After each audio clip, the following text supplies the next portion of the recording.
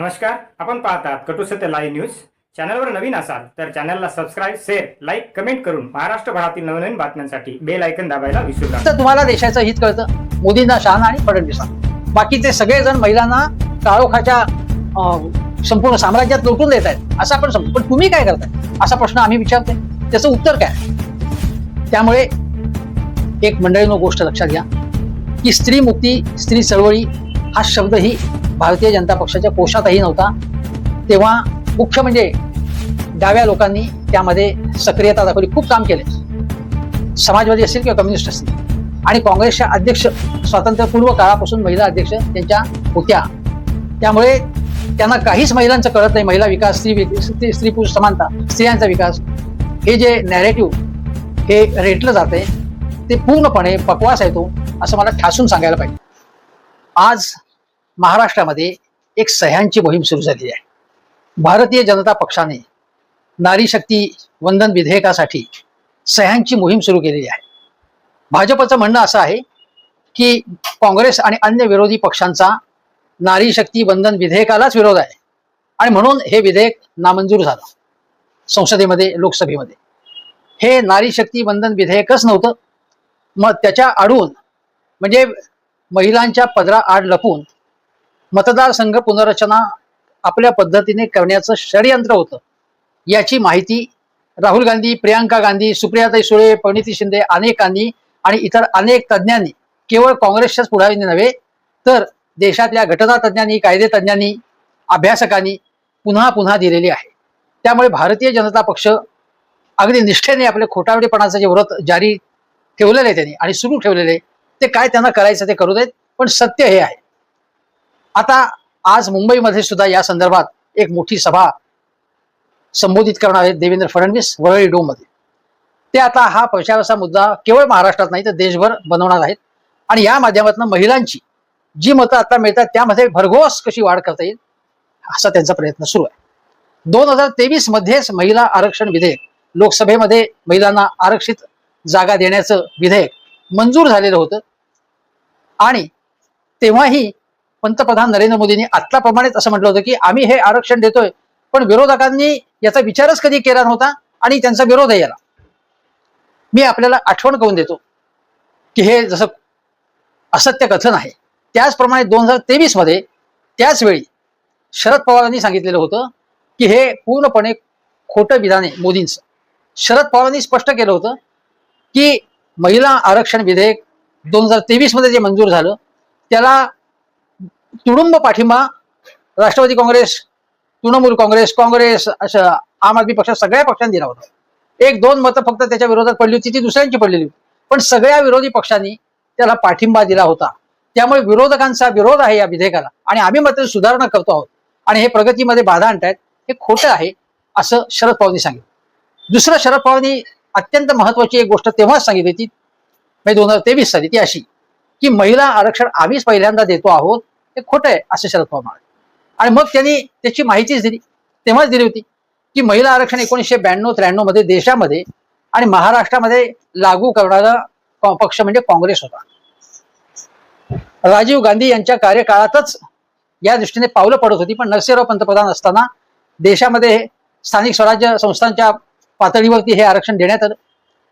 आधी 33% आरक्षण होतं, मग 50% आरक्षण होतं. मला आठवतं की अजितदादा एकदा म्हणाले होते, आजच बारामतीमध्ये एक मोठी सभा झाली, सुनेत्रा बहिणी उभ्या आहेत पोटनिवडणुकीसाठी आणि ते तिथे अजितदादांच्या आठवणी जागवल्या गेल्या. पण एक आठवण या निमित्ताने मी सांगतो तुम्हाला की अजितदादा म्हणाले होते की ज्यावेळी हे विधेयक आरक्षणाचं स्थानिक स्वराज्य संस्थांमधल्या विधानसभेमध्ये चर्चेला येणार होतं तेव्हा बराच उशीर झाला होता. शरद पवार म्हणाले की कितीही उशीर होऊ देत, पण हे आरक्षण आणि हे विधेयक मंजूर करून घ्या असं शरद पवारांनी आम्हाला स्पेसिफिकली सांगितलं होतं. की जुनी गोष्ट आहे बघा, त्याला एक 33-34 वर्ष झालेली आहे त्याला, आणि शरद पवारांनी ते सांगितलं होतं. आज शरद पवार आजारी आहेत, काहीसे त्यांचे उपचार त्यांच्यावरती चालू आहेत, पण शरद पवारांनी महिलांसाठी प्रचंड काम केलेलं आहे. हा इतिहास आपण विसरता कामा नये. शरद पवारांच्या मातोश्री या शेतकरी कामगार पक्षाच्या होत्या आणि त्या काळामध्ये म्हणजे शरद पवारांचं वय आज बघा 85-86 आहे. त्यांच्या मातोश्री म्हणजे हा किती जुना काळ आहे, त्या काळामध्ये त्या शेतकरी कामगार पक्षाचं काम करत होत्या आणि त्यामुळे शरद पवारांच्या घरचं वातावरणच मुळात अतिशय प्रगतिशील होतं, सुधारणावादी अशा प्रकारचं वातावरण होतं त्यांच्याकडचं. आता मला हे सांगायचं आहे की महाराष्ट्रामध्ये 1975 साली जेव्हा आंतरराष्ट्रीय महिला वर्ष जाहीर झालं जगामध्ये, त्यावेळी महाराष्ट्रामधल्या एक महाराष्ट्र स्त्रीमुक्ती संघटना जी स्थापन झाली आणि त्या स्त्रीमुक्ती संघटनेमध्ये शारदा साठे होत्या, ज्योती मापसेकर होत्या, बऱ्याच जणी होत्या. त्याला 50 वर्ष होऊन गेलेली आहेत आणि या सगळ्या ज्या होत्या त्या कम्युनिस्ट विचारधारा मानणाऱ्या होत्या. आणि त्यानंतरच आपण त्या संघटनेने अतिशय महत्वाचं काम केलं, ते आपल्याला विसरून चालणार नाही. त्यामध्ये म्हणजे महिलांचं आरोग्य असेल, महिलांचं शिक्षण असेल, महिलांचं आरक्षण असेल, महिलांवरचा अन्याय असेल, अशा अनेक गोष्टींवर त्या संघटनेने काम केलं. महाराष्ट्रामध्ये संयुक्त महाराष्ट्र चळवळ जी झाली ऐतिहासिक, त्या चळवळीमध्ये आपल्याला अनेक महिला नेत्या होत्या, कम्युनिस्ट नेत्या होत्या, समाजवादी नेत्या होत्या. किती जणांची नावं सांगायची? तारा रेड्डींचं नाव ठळकपणे आपल्याला घ्यायला लागेल. हे सगळे समाजवादी असतील, कम्युनिस्ट असतील, अन्य पक्षाचे, शेतकरी कामगार पक्षाचे नेते, यापैकी अनेक महिलांनी लाठ्या काठ्या सहन केलेले आहेत. कॉम्रेड डांगे यांच्या पत्नी उषाताई डांगे यांचाही ठळकपणे आपल्याला उल्लेख करावा लागेल. तर या लोकांनी, या मंडळींनी, या महिलांनी खूप काम केलेलं आहे. केवळ मोदी मोदी मोदी असं करायचं आणि हे सगळं विसरायचं, हे बरोबर नाहीये. महाराष्ट्रामध्ये मृणालिनी गोरे आहेत, अहिल्याताई महिला प्रतिकार समिती होती, महागाई विरोधी समिती होती. केवढं काम केलं त्यांनी, आणीबाणीत तुरुंगात गेलेत अनेक महिला नेत्या. पण मुख्य म्हणजे गोष्ट अशी की महाराष्ट्रात हुंडाबळी असो, स्त्रियांवरचे अत्याचार असो, स्त्रियांविषयीचे कायदे असो, यासाठी जे लोक रस्त्यावरती ज्या महिला उतरल्या, त्यामध्ये मुख्य म्हणजे पुरोगामी चळवळीतल्या डाव्या कम्युनिस्ट पक्ष असेल, माकपा असेल किंवा भाकपा असेल किंवा समाजवादी असतील लोक, हे आघाडीवरती होते. आज ज्या महिला नेत्या म्हणून अनेक जणी पुढे आलेल्या आहेत, त्यापैकी अनेक जणी, सगळ्या नाही म्हणते मी, भारतीय जनता पक्षाच्या का असेना, पण कमिटमेंटनी काम करणाऱ्या नेत्या आहेत. पण काही प्रसिद्धीसाठी केवळ पक्षात आलेल्या असतील, सत्तेसाठी आलेल्या असतील आणि त्या प्रसिद्धीच्या भुकेल्या आहेत, अशा ज्या आहेत भगिनी, त्यांच्यापेक्षा ज्यांनी खरं काम केलेलं यासाठी, महिलांसाठी, त्यांची आठवण आपण ठेवली पाहिजे.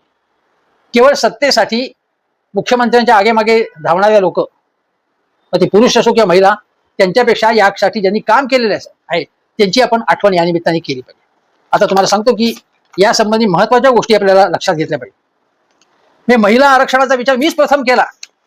महिला आरक्षण हा शब्दच कोणाला माहित नव्हता. असं जे मोदी, शहा, फडणवीस हे दाखवत आहेत ते धादांत खोटं आहे. मुख्य म्हणजे जनसंघ, भारतीय जनता पक्ष, संघ परिवार हा स्त्रियांकडे मुळातच पारंपरिक दृष्टिकोनातून बघणारा पक्ष. मनुस्मृतीचं समर्थन, ज्यामध्ये स्त्रियांना शूद्र समजलं होतं, त्या मनुस्मृतीचं समर्थन करणारे असे अनेक लोक या परिवारामध्ये होते, हे आपण लक्षात घेतलं पाहिजे. आज जे मनोहर भिडे, संभाजी भिडे ज्या प्रकारची वक्तव्य करतात त्याची मानसिकता ही लक्षात घेतली पाहिजे. स्त्री पुरुष समानता ही न मानणारी प्रवृत्ती फार मोठ्या प्रमाणात आहे आणि ती कुठे आहे हे आपण लक्षात घेतलं पाहिजे. पण लष्कर असेल, नौदल असेल किंवा हवाई दल असेल, यामध्ये स्त्रियांना घ्यावं, त्यांना आरक्षण ठेवावं, यासाठी संरक्षण मंत्री असताना शरद पवार यांनी आग्रह धरला. त्यामुळे आज इतक्या ज्या महिला दिसत आहेत आपल्याला, आणि आता ऑपरेशन सिंधूच्या वेळी सुद्धा ज्यांनी त्यानंतर पत्रकार परिषद घेतली, आणि केवळ पत्रकार परिषद नाही, अशा अनेक मोहिमांमध्ये, लष्करी मोहिमांमध्ये ज्या स्त्रियांनी कर्तबगारी बजावली, ते सगळं शरद पवारांच्यामुळे सुरू झालेले हे आपण विसरता कामा नये. कोणी म्हणेल की शरद पवारांची भलावण करतात, पण जे आहे ते मला सांगणं भाग आहे. कारण सगळं मोदींपासूनच सुरू झालेलं आहे असं सांगितलं जात नाही. असा बोगस प्रचार केला जातोय, त्याला उत्तर देणं हे अत्यंत महत्वाचं आहे. हे त्यावेळी अनेक अधिकाऱ्यांचा, आर्मी असेल, नेव्ही असेल, विरोध होता की महिलांसाठी इतकं आरक्षण द्या. तेव्हा शरद पवारांनी नथिंग डुईंग म्हणून सांगितलं, ते झालंच पाहिजे म्हणून त्यांनी आग्रह धरला होता, हे आपण लक्षात घेतलं पाहिजे. आणि आता यावेळेच्या आरक्षणाला किंवा 2023 मध्ये सुद्धा जेव्हा महिला आरक्षण विधेयक पास झालं, त्यावेळी सुद्धा सगळ्या विरोधकांचं असं म्हणणं होतं की या SC ST प्रमाणेच ओबीसींनाही आरक्षणामध्ये स्थान दिलं पाहिजे. तेव्हा आग्रह होता, आताही आग्रह होता.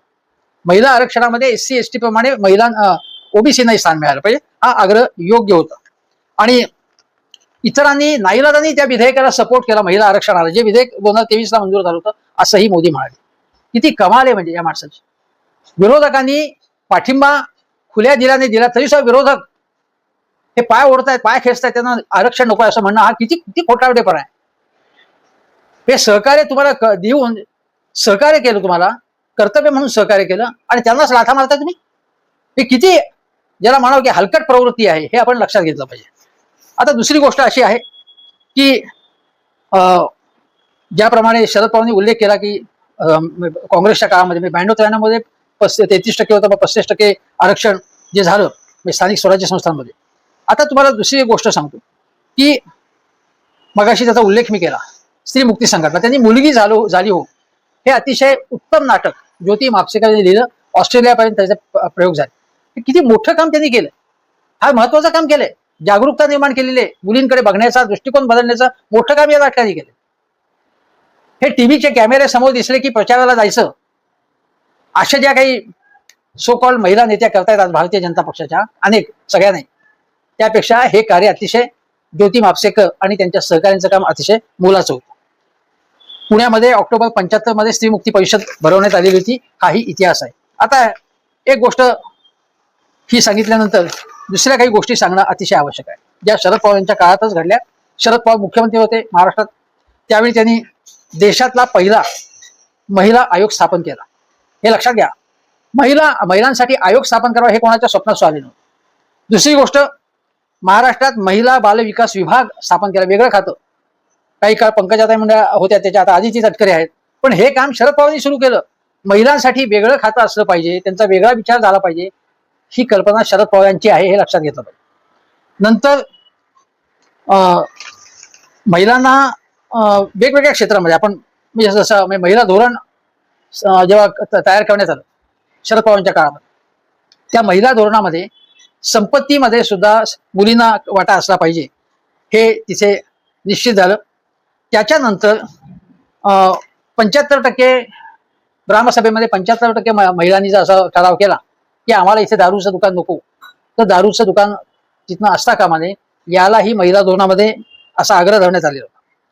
आणखीन एक गोष्ट की बचत गटाची चळवळ फार मोठ्या प्रमाणात महाराष्ट्र सुरू झाली आणि मला आठवते की यशवंतराव चव्हाण प्रतिष्ठान आहे, त्या प्रतिष्ठानच्या माध्यमातून अनेक सामाजिक कामं घेतली जातात आणि सुप्रियाताई सुळे राजकारणात येण्यापूर्वी या बचत गटाच्या चळवळीमध्ये सक्रिय होत्या, हे आपण लक्षात घेतलं पाहिजे.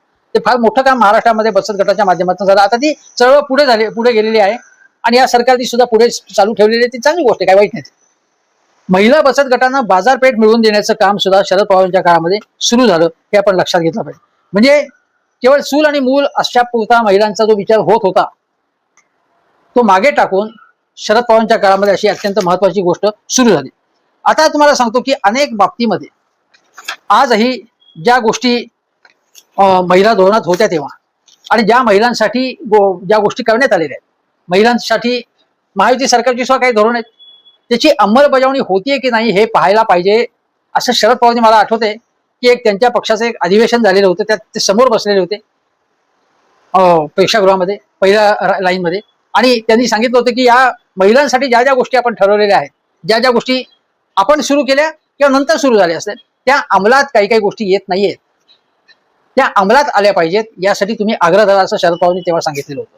आता या गोष्टी आपण विसरता कामा नये की महिला आरक्षणाचं काम प्रथम कोणी सुरू केलं. हे महिला आरक्षणाचा विचार हा काँग्रेसच्याच काळात सुरू झाला. शरद पवारांच्या राष्ट्रवादीच्याही अगोदर ते काँग्रेस पक्षामध्येच होते, तेव्हाच महिला आरक्षण स्थानिक स्वराज्य संस्थांमध्ये पंचायत व्यवस्थेमध्ये आणण्याचं काम झालं. शरद पवारांनी महिला धोरण आणलं आणि आणखीन बऱ्याच गोष्टी केल्या. राज्य पातळीवरती शरद पवारांनी अनेक गोष्टी, पोलिसांमध्ये महिलांची भरती लक्षणीय त्यांच्या काळात सुरू झाली, अशा अनेक गोष्टी शरद पवारांनी केल्या, हे आपण विसरता कामा नये. आता एक गोष्ट तुम्हाला सांगायची मला ती अशी की महिला आरक्षण, नारी शक्ती बंधन विधेयक आम्हीच आणलं, इतरांचा विरोध होता, आम्हालाच महिलांच्या हित कळतं, बाकी कोणाला काहीही कळत नाही, आम्ही नसलो तर महिला अगदी अंधारात लोटल्या जातील, असा जो प्रचार चालू आहे, असा जो अत्यंत खोटा प्रचार चालू आहे, जो हे प्रचार करताय त्यांनी स्वतः महिलांसाठी आरक्षण किती दिलेले त्यांच्या पक्षामध्ये किंवा किती तिकीटं दिलेली. जी ममता बॅनर्जींनी जेवढी तिकीटं दिली महिलांना ज्या प्रकारे त्या प्रोत्साहन देतात, चांगल्या गुणी महिलांना बघून पारखून त्या चान्स देतात, त्यांना संधी देतात. महुआ मोहित्रा किती हुशार आहेत, त्यांनी चांगली संधी दिली. किंवा आपल्या राजदीप सरदेसाई यांच्या पत्नी सागरिका घोष या, त्यांना त्यांनी खासदार केलं, त्या पत्रकार होत्या, संपादक होत्या, त्यांना त्यांनी पुढे आणलं. अशा अनेक जणींची नावं घेता येतील की लोकसभेत आणि राज्यसभेत त्यांनी महिलांना जास्त तिकीट दिली. आता भारतीय जनता पक्षाचा विचार करा, एवढं महिला करतायत, महिला आरक्षण, किती जागा दिल्यात त्यांनी बघा. आता तुम्ही फडणवीसांच्या मंत्रिमंडळाचा विचार करू. या मंत्रिमंडळात फक्त 10% महिला आहेत, म्हणजे 4 महिला आहेत. आता कालही फडणवीसांनी जी पत्रकार परिषद घेऊन सांगितलं की आम्ही काय काय करणार आहोत आणि विरोधकांना हल्लाबोल केला की विरोधकांना हे विधेयकच नको होतं वगैरे, त्याचं उत्तर समर्पकपणे सुप्रियाताईंनी दिलं, सुप्रियाताई सुळेंनी. पण फडणवीस यांनी एवढ्या गोष्टी सांगितल्या, महिलांसाठी आम्ही काय काय करतोय वगैरे, की आम्हालाच फक्त महिलांचं भलं कळतंय हे सांगायचा त्यांनी दावा केला. प्रत्यक्षात त्यांच्या मंत्रिमंडळात फक्त जसं 4 महिला आहेत आणि कालच्या पत्रकार परिषदेत नीलमताई गोरेंपासून अनेक महिला होत्या, पण त्यांना बोलायची संधी मिळाली नाही. आता मला माहिती आहे की आजच्या सभेमध्ये ते किती महिलांना संधी मिळते, कदाचित देतील, पण द्यायला पाहिजे त्यांनी त्यांच्या पक्षातल्या महिलांना तरी. पण तसं काल तरी घडलं नाही. आता विधानसभेत 132 आहेत भाजपचे आमदार, फक्त 14 त्यापैकी स्त्रिया आहेत, 14 132 पैकी. आता किमान तुम्ही 33% तरी द्या ना त्यांना. 33% होत नाहीत. विधान परिषदेमध्ये 22 आमदार, त्यात फक्त 4 महिला आहेत, म्हणजे 18% महिला आहेत फक्त. नंतर लोकसभेत एकूण 240 खासदार आहेत, त्यापैकी फक्त 30 महिला आहेत भाजपच्या. मोदींच्या मंत्रिमंडळात 72 मंत्री आहेत एकूण, फक्त 9 त्यापैकी महिला आहेत. राज्यसभेत 103 खासदार आहेत, फक्त 13 महिला आहेत त्यापैकी. आणि महाराष्ट्राचा विचार केला तर 58 जिल्हाध्यक्ष आहेत, त्यात फक्त 3 महिला जिल्हाध्यक्ष आहेत. म्हणजे मग तुमच्या पक्षामध्ये, म्हणजे केंद्रामध्ये आणि राज्यामध्ये महिलांना तुम्ही कितपत संधी देताय? भारतीय जनता पक्ष, बाकीच्या पक्षांचं सोडून द्या. बाकीचे पक्ष, काँग्रेस, तृणमूल, आप, राष्ट्रवादी, शरद पवार गट, उद्धव ठाकरेंचा पक्ष, हे सगळे देशद्रोही आहेत पक्ष, हे सगळे स्त्री विरोधी आहेत, हे सगळे विकास विरोधी आहेत. हे आता गृहीत झालं, पाठ झाले आम्हाला. फक्त तुम्हाला देशाचं हित कळतं, मोदींना, शहाना आणि फडणवीसांना.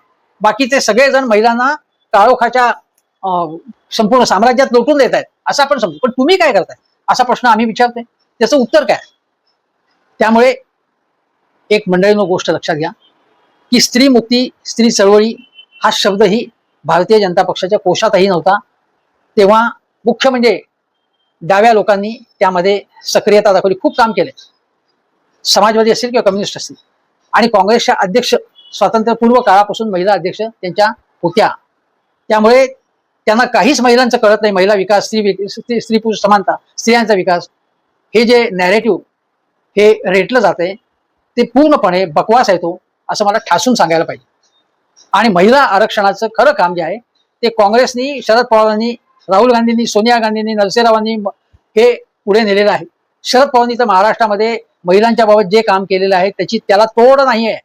बाकी शरद पवारांना ज्यांना टीका करायची अन्य गोष्टींवर ते करता येईल, अनेक गोष्टी आम्ही करू, पण शरद पवारांचं हे महिलांसाठी जे केलेलं काम आहे ते अत्यंत उल्लेखनीय काम आहे. आणि म्हणून याचा विसर पडता कामा नये. इतरांनी केलेल्या कामाचा उल्लेखच करायचा नाही. इतर समाजाला खड्ड्यात घेऊन जात आहेत आणि आम्ही फक्त प्रगती करतो आहे, हे जे चित्र निर्माण करण्याचा प्रयत्न चालू आहे मोदी, शहा आणि फडणवीसांचा, तो सगळं ते भ्रामक चित्र आहे ते. आणि खरं चित्र काय ते मी तुम्हाला सांगतोय आता, तुम्हाला पटतंय का बघा. पाहत राहा निर्भीड सत्य, अर्थात सर्वसामान्यांचे व्यासपीठ, आपल्या सर्वांच्या हक्काचे चॅनल कटू सत्य लाईव्ह न्यूज. धन्यवाद.